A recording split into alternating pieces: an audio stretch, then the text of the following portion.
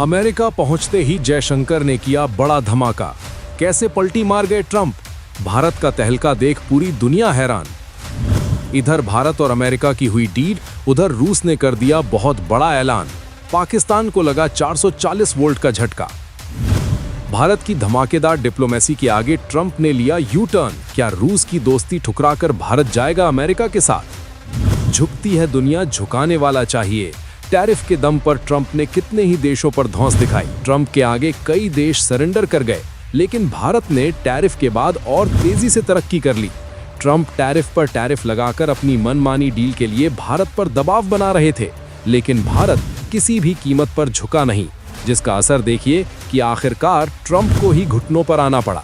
भारत की कूटनीति से मार खाकर ट्रंप ने सरेंडर किया और 50% टैरिफ को घटाकर 18% कर दिया। ये भारत की सबसे बड़ी जीत है। पीएम मोदी के साथ टेलीफोन पर हुई बातचीत के बाद ट्रंप ने खुद सोशल मीडिया के जरिए भारत के साथ ट्रेड डील की घोषणा की।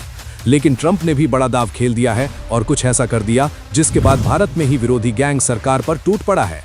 ट्रंप ने कहा है कि भारत अब रूस से तेल खरीदना एकदम से बंद कर देगा, जिसके बाद सोशल मीडिया पर कुछ लोग कह रहे हैं कि रूस से पुरानी दोस्ती तोड़कर भारत ने बहुत बड़ी गलती कर दी है।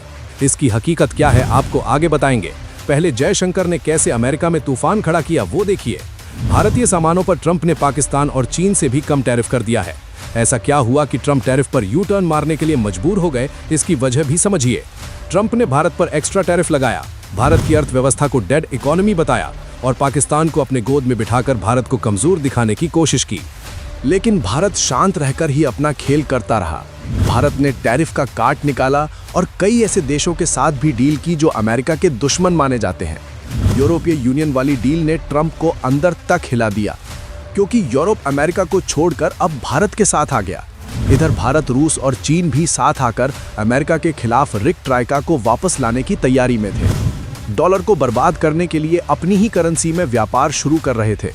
भारत के धुरंधर एस जयशंकर की ताकत दुनिया जानती है। जयशंकर अमेरिका की यात्रा पर गए और ट्रंप ने टैरिफ घटा दिया।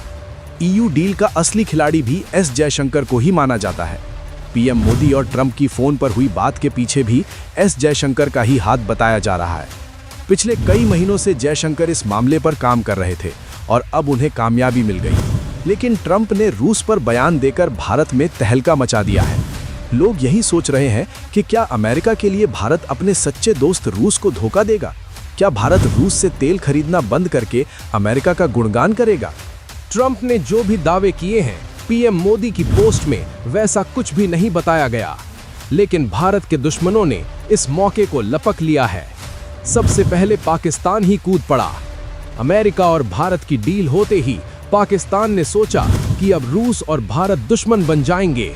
इसका फायदा उठाने के लिए पाकिस्तान ने रूस की ओर दौड़ लगा दी, लेकिन पुतिन ने एक ही झटके में पाकिस्तान को उसकी औकात दिखा दी। भारत और रूस की दोस्ती पूरी दुनिया ने देख ली है। रूस के लिए भारत अमेरिका से टकराया और टैरिफ की चुनौती को भी झेला। लाख कोशिशों के बाद भी भारत और रूस दूर नहीं हुए, बल्कि पुतिन ने भारत आकर पूरी दुनिया को संदेश दे दिया। अब ट्रंप ने रूसी तेल खरीदने को लेकर भारत पर बड़ा दावा किया है, जिसके बाद फिर से भारत के दुश्मन एक्टिव हो गए। पाकिस्तानी राजदूत फैसल नियाज पुतिन से मिलने मॉस्को पहुंच गया। पाकिस्तानी राजदूत ने भारत, पाकिस्तान और अफगानिस्तान के बीच चल रहे विवाद में रूस से मध्यस्थता करने की पेशकश की। यहीं पर पुतिन ने पाकिस्तान को पटक दिया। रूसी विदेश मंत्रालय ने साफ कर दिया है कि वो व्यापार की बात कर सकता है। भारत और पाकिस्तान के किसी भी मसले में रूस नहीं घुसने वाला। रूस ने इस मामले से किनारा कर लिया। खासतौर पर कश्मीर मुद्दे पर रूस ने किसी भी तरह के हस्तक्षेप से इनकार किया है। रूस के इस कदम से साफ हो जाता है कि रूस किसी भी ऐसे मुद्दे पर बात नहीं करेगा जो भारत के खिलाफ हो।